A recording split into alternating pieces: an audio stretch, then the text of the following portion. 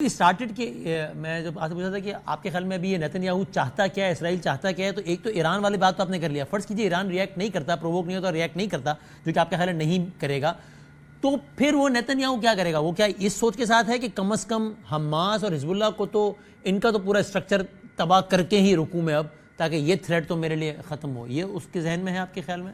ایک اس کا ٹارگٹ اور ہے، ایک آپ نے پوچھا نا اسپیسیفک کیا ہے، ایک ٹارگٹ اور ہے میرے خیال میں، وہ یہ ہے یحییٰ سنوار. یحییٰ سنوار از دا لیڈر آف حماس، جو اس وقت ٹنلز کے اندر ہے، جو ماسٹر مائنڈ تھا اس طوفان الاقصیٰ کا 7 اکتوبر کا.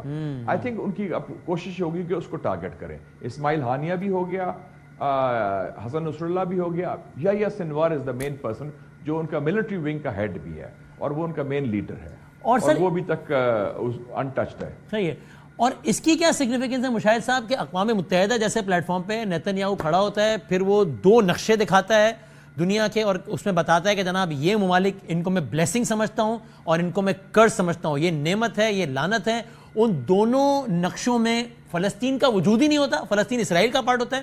اور وہ بلیسنگز والے ممالک کی فہرست میں وہ کرس والے ممالک کی فہرست میں لکھتا ہے ایران، عراق، شام، یمن، اور بلیسنگ والے میں لکھتا ہے ہندوستان، مصر، سوڈان، سعودی عرب. یہ اس کو انٹرپریٹ کیجئے ذرا آسان الفاظ میں، کیا کہہ رہا ہے وہ؟ اچھا، ایک تو پہلے ہندوستان کی طرف آئے کیونکہ ہمارا پڑوسی ہے. میں یہ بڑا امپورٹنٹ ہے بدامی صاحب، انڈو اسرائیل ایکسس.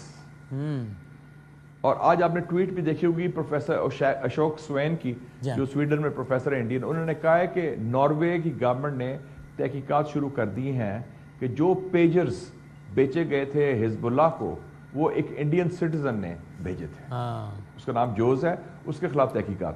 تو اس کا مطلب وہ اسرائیلی ایجنٹ تھا. اور آپ کو یاد ہوگا پچھلے مہینے قطر نے 8 انڈینز کو سزائے موت دی کہ وہ اسرائیل کے ایجنٹ ہیں. تو یہ انڈو اسرائیل ایکسس جو ہے نا، یہ بہت سٹرونگ ہو گیا ہے.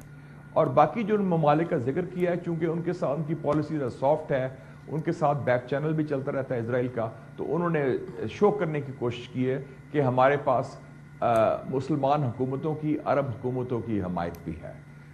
گو کہ اس وقت ان کی بھی مشکلات ہیں، کوئی عرب ممالک اوپنلی اسرائیل کے ساتھ نہیں دے سکتا، لیکن اس نے کوشش کی ہے یہ بتانے کی کہ ہمارے ان سے تعلقات ہیں، گہرے تعلقات ہیں، گو کہ وہ بھی خاموش یا خفیہ ڈپلومیسی کے ذریعے ہو رہے ہیں. اور مشاہد صاحب، یہ جو سارا سینیریو ہے، یہ پاکستان کو ایگزیکٹلی کس طرح امپیکٹ کر سکتا ہے؟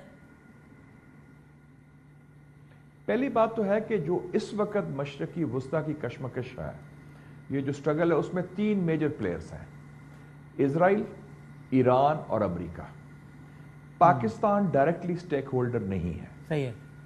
مڈل ایسٹ کی اس وقت کی جو پالیٹکس ہے، صحیح ہے، تو ہم اس میں نہیں آتے فائرنگ لائن میں کہیں بھی. ٹھیک. لیکن انڈائریکٹلی یہ ہے کہ ایک انڈین اسرائیل ایکسس بن چکا ہے. انڈیا کا جو بیسٹ فرینڈ ہے وہ اسرائیل ہے، اسرائیل کا بیسٹ فرینڈ امریکہ کے بعد انڈیا ہے، اور انڈیا جو ہے آپ کا دشمن ہے. اور انڈین جو فارن منسٹر نے بھی بیان دیا، جے شنکر نے کل کی اسپیچ میں دیکھ رہا تھا، وہ بھی بڑی سخت لہجے کی تھی. تو اس کے انڈائریکٹ نتائج یہ ہوں گے. اور ایک اور جو میسج گیا ہے بڑا امپورٹنٹ ہے کہ اسرائیل نے جو بھی کی ہے یہ فوج کشی یا جینوسائیڈ، اس میں مغرب کے ممالک بشمول امریکہ برابر کے اس جرم میں شریک ہیں. اور اس میں بھی مجھے کوئی شک نہیں کہ خدا نہ خواستہ اگر ہندوستان کو جاریت کرنے کی کوشش کرتا ہے پاکستان کے خلاف، گو کہ نہیں کرے گا کیونکہ ان کو پتا ہے کہ پاکستان منہ توڑ جواب دے گا، امریکہ اس کو روکے گا نہیں، اور امریکہ اس کے ساتھ کھڑا ہوگا جس طرح وہ اسرائیل کے ساتھ کھڑا ہے. تو یہ ہمیں بڑا واضح ہونا چاہیے اس سچویشن کے بارے میں.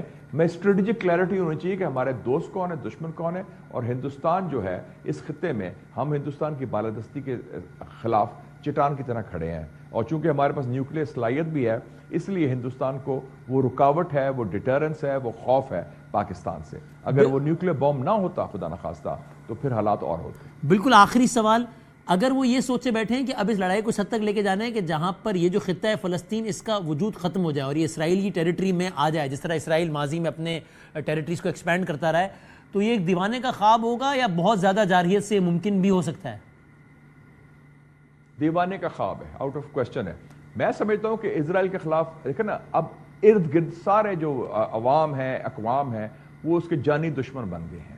یہ نہ ختم ہونے والی جنگ ہے. Israel time is not the side of Israel, اور Israel will be outnumbered, اور ان کے لیے بہت مشکلات ہوں گی, اور یہ دیوانے کا خواب ہے. سوال ہی پیدا نہیں ہوتا, کیونکہ اس وقت جو اتنا اسٹرانگ سینٹیمنٹ ہے اور ابھی تک ریزسٹنس ہو رہی ہے 1 سال کے بعد, کوئی ملک نہیں شامل, حماس, حزب اللہ, ہوتیز یہ لگے ہوئے ہیں.